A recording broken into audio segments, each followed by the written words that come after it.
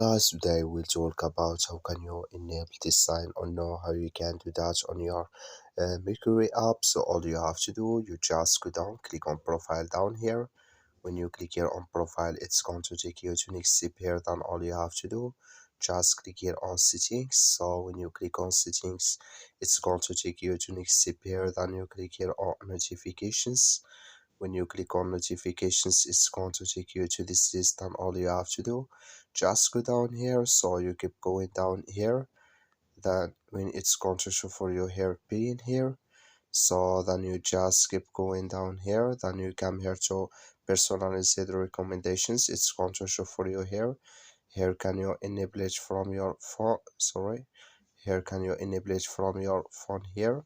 So then here for your email, and like you say, it's enabled with us now. That's all you have to do. Thank you for watching.